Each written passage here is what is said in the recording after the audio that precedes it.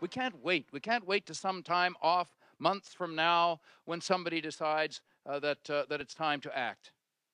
We've got to get action now. So our goal for the next 10 weeks is to produce results and action out of this Parliament and to get the Prime Minister moving on these issues. NDP leader Jack Layton rallying his troops this morning as Parliament returned from the Easter break. And the leader of the New Democratic Party, yes, you can see him. He joins me now in the studio. Jack Layton, nice to see you. Hi, Don. Good to be with you. Glad to be back? Yes, we are glad to be back. We had a couple of weeks to be back with people, and we heard a lot of tough stories about what people are facing. Boy, you don't hear those kind of stories around here on Parliament Hill. But the people who, the one story I was telling our team this morning about a couple in Oshawa, mother and father had worked for 35 years in the auto sector. They both lost their jobs. They'd been out of work for a little while, and they weren't able to pay their mortgage. They turned to their daughter. Daughter offered to come and help them pay their mortgage. She got laid off from an auto parts plant. So she takes part of her little severance package and writes a check to her father. And you could have heard a pin drop, and there were a lot of teary eyes when she described how her father reacted to getting a check from her daughter. Well, I can imagine. And there's no doubt if you're in the automobile sector, and often there are families who are in it because they live in the same area, and that's what people do. Sometimes so several generations. They're really hit. I'm not sure though. Does changing EI, which you were talking about in question period, does that help them very much? Not really, because they're going to get on it. They may be a little slow getting on it from your point of view, but they're still going to get on it, aren't they? A lot of people don't get on it. This is the problem. We've got 1.3 million people out of work right now, but only a little over 500,000 of them are getting any help. So there's about 800,000 folks who've lost their jobs and aren't getting the help. And one fellow who was working in the with tenants who were facing evictions told me in one of the town halls we had, he said, I go down to the eviction court, and the main reason why people are being evicted from their apartments today is because when they lose their job, they don't get the first 2 weeks of EI. They get penalized, and then they have to wait 30, 40 days for their first small check, and the landlords won't wait, and so they turf people out. And this is happening 4 or 5 times, he said, every time the court comes to Belleville.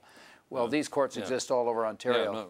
But it seems odd if you're a landlord, you'd want to wait and get the money later rather than turf them out and have no one to come in. But maybe anyway, it's the reality. So you would change the rules for EI all across the country so that people get it right away the same time, right off the bat, and probably also the level of benefits and assistance needs to be increased. Many of the European countries have done this. The Americans have done this because they recognize it also is good for the stimulus. Not only does it help people pay the rent, put food on the table, but they'll spend it right there in their local community. And that's why I'm hoping that we can convince Stephen Harper now, as opposed to sometime off in the future, to take some action.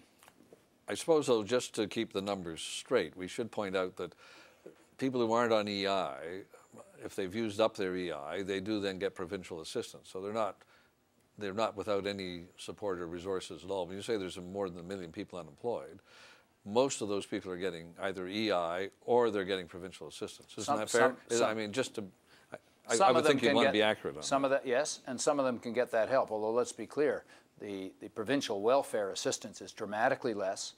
Yeah. Not only that, Don, but imagine this: you have to sell everything you own before you can qualify for that welfare. You don't just go from EI to welfare. I heard a story about a woodworker in BC, Alex Adamanenko, a member from Southern Ontario, brought this in, and I've heard it time and time again. The fella has a truck, key to his work. He gets laid off from the forest job. His EI runs out.